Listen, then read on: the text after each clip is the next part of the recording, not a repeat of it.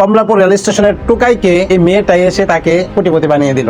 এই যে মেয়েটা রাত দিন হারাম করে এত কষ্ট করে বাবা মার বিছানা ত্যাগ করে সে নিজের জীবনকে বাজি রেখে এই যে ছেলেটার দুঃসময়ে পাশে দাঁড়ালো, এই ছেলেটা কি পারবে এই মেয়েটার সম্মানটাকে রক্ষা করতে? এই মেয়েটার এত পরিশ্রমটাকে কষ্টটাকে সে দাম দিতে পারবে ছেলেটা? নাকি কিছুদিন পর ছেলেটা ভাইরাল হওয়ার পর ভালো একটা অবস্থানে যাওয়ার পর ছেলেটা অন্য একটা মেয়ের সাথে রিলেশন করে চলে যাবে?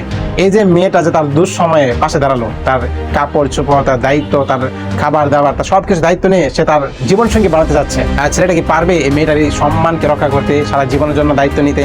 আসলে এখানে ছেলেটার জীবনে কিছুই করতে হবে না, সারা জীবন মেয়েটাই তার পাশে দাঁড়াবে। তবে মেয়েটা যে তার দুঃসময়ে পাশে দাঁড়িয়েছে, কাছে টেনে নিয়েছে, এই যে রাস্তায় তার ঘুম হতো না, তার খাবার হতো না ঠিক মতো, মানুষ যেখানে মন চায় সেখানে তাকে মারতো, লাথি দিত, পাড়াইতো, কিলাইতো, সেই অবস্থা থেকে মেয়েটাকে ছেলেটা একটা ভালো অবস্থায় নিয়ে আসছে। এই ছেলেটা মেয়েটার সাথে কতদিন সে থাকবে?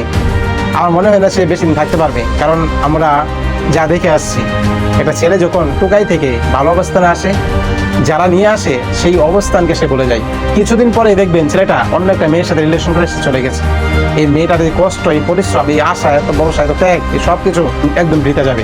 ছেলেটা যদি ভালো হয়ে থাকে তাহলে অবশ্যই মেয়েটার পাশে সারা জীবন থাকবে, আর যদি ভালো না হয়ে থাকে তাহলে এই অভিশাপ তার দুনিয়া এবং আখিরাতে বর্তাতে হবে।